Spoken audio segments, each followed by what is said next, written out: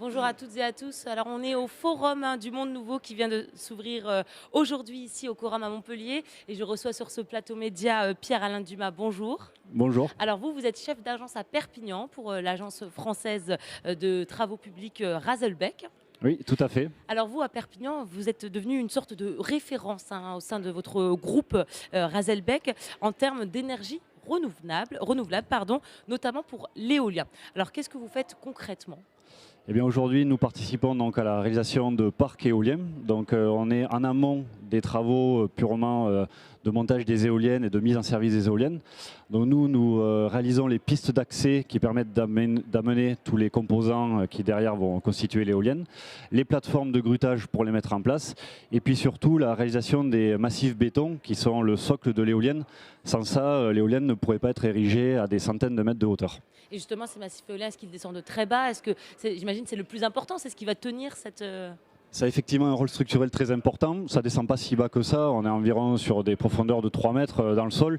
Et par contre, ce sont des massifs qui peuvent avoir une taille assez importante. On va aujourd'hui de 400 mètres cubes jusqu'à 700-800 mètres cubes. Donc ça fait quand même des gros massifs sur lesquels il y a toute une organisation pour pouvoir les réaliser correctement. Comme vous êtes devenu la référence au sein de Raselbeck, j'imagine que vous déplacez, vous, l'agence de Perpignan, partout en France pour ces chantiers. Vous en avez fait combien jusqu'à présent et surtout dans quelle région ? Alors effectivement, c'est depuis Perpignan que la connaissance et la spécificité de ce milieu-là, la maîtrise est connue. Et donc aujourd'hui, nous avons fait bon an ballon plus de 50 parcs. Et donc nous déplaçons principalement donc, dans le sud, on reste dans l'Occitanie, donc les Pyrénées-Orientales, l'Aude, l'Hérault, l'Ardèche. Et il nous arrive aussi parfois, pour des clients que nous suivons, de nous déplacer un petit peu plus loin. Donc un exemple récent, c'était dans l'Ain, en Champagne-Picarde, voilà, pour un gros projet. Alors au-delà de l'éolien, vous aussi, ce que vous faites au sein de Raselbeck, vous récupérez les huiles qui sont générées par les postes sources. Les postes sources, qu'est-ce que c'est ? C'est justement ces systèmes en fait, qui transforment l'énergie au voltage pour la consommation des ménages. Déjà, pourquoi il faut les récupérer, ces huiles ?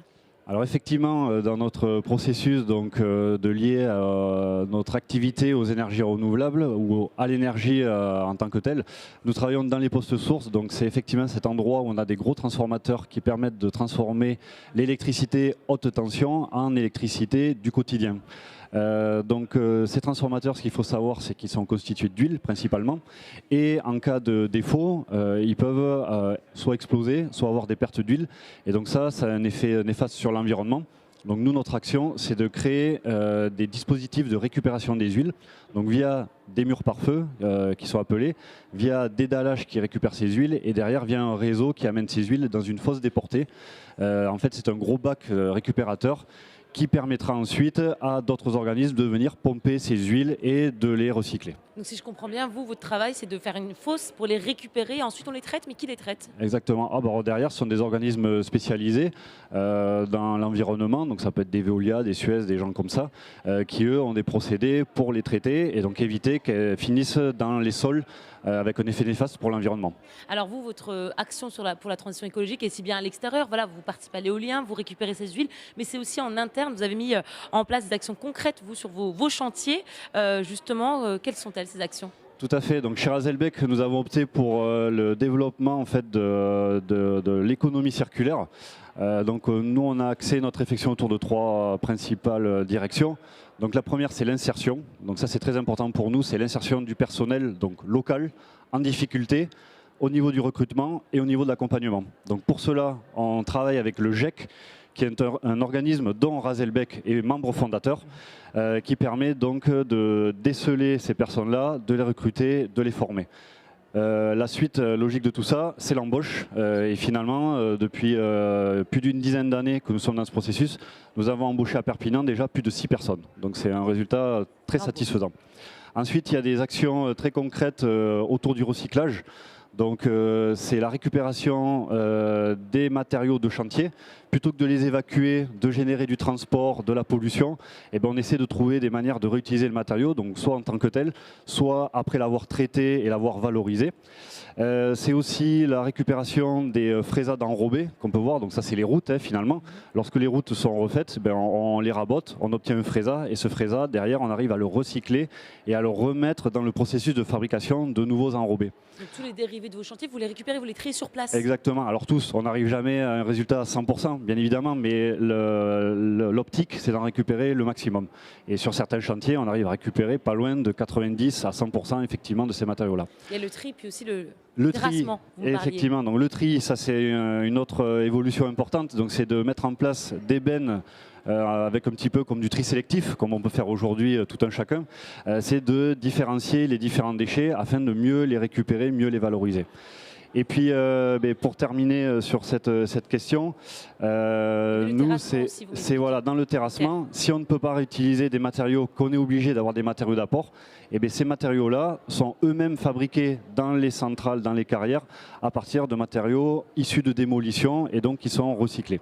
Alors Razelbeck, c'est aussi de l'innovation. Vous investissez énormément en recherche et développement. En ce moment aussi, depuis quelques années, sur le béton bas carbone. Mais c'est quoi le béton bas carbone? Voilà, alors tout à fait. Donc nous, dans notre activité, forcément, on utilise beaucoup de béton. Et donc, le principal défaut du béton, c'est que l'un de ses constituants, c'est le ciment. Et pour faire du ciment, on a besoin de clinker. Le clinker, aujourd'hui, c'est quelque chose dont le processus de fabrication demande longtemps à des très hautes températures et donc est très énergivore. Et donc c'est pour ça qu'on dit que le béton finalement pollue. Parce qu'en soi, le béton ne pollue pas. C'est sa fabrication. Et donc tout l'intérêt de la recherche et développement là-dessus, c'est de trouver des constituants qui vont remplacer le clinker dans la fabrication du ciment et qui vont pouvoir être fabriqués à basse température. Voilà. Donc pour cela, on s'appuie sur nos partenaires, les fournisseurs, les fabricants de béton. Mais nous, effectivement, on a une recherche pour trouver des applications et pour trouver des idées pour avoir un béton bas carbone. Ce béton bas carbone, est-ce qu'il peut se généraliser? Est-ce que concrètement, on va pouvoir l'étendre à toutes les constructions? Dans un monde idéal, on aimerait, parce que forcément, on voit le gain pour l'environnement qu'il peut y avoir. Là où on risque de toucher certaines limites, c'est par rapport à la constitution et à la résistance du béton. On ne pourra peut-être pas l'utiliser dans tous les différents domaines qu'on peut avoir nous. Donc, par exemple, aujourd'hui, on fait des ponts. Il faut avoir des bétons très résistants parce qu'il y a beaucoup de contraintes. Aujourd'hui, c'est encore difficile de l'imaginer, mais avec l'innovation, on ne sait jamais jusqu'où on va aller. Il n'est pas assez solide, en fait. Il faut faire d'autres tests. Voilà, aujourd'hui, on est sur des tests pour des équipements en béton, tels par exemple des murs anti-bruit, qui eux n'ont pas trop de sollicitations et on n'a pas besoin d'un béton finalement si vous faisiez l'essai à Paris, c'est ça? Il y a un essai? Voilà, c'est ça. Il y a un essai qui est actuellement mené à Paris sur un chantier très très concret et où on met en place des panneaux avec du béton bas carbone. Et les premiers résultats justement de ces essais? Les premiers résultats, ils sont très satisfaisants, à la fois pour la mise en place, qui est toujours un enjeu dans nos métiers, et pour la résistance. Du coup, voilà, cette entreprise-là, ce milieu qui est le béton, c'est énorme, hein, c'est des grandes industries. Est-ce que vous pensez que ces industries, elles sont prêtes à jouer le jeu de ce béton bas carbone?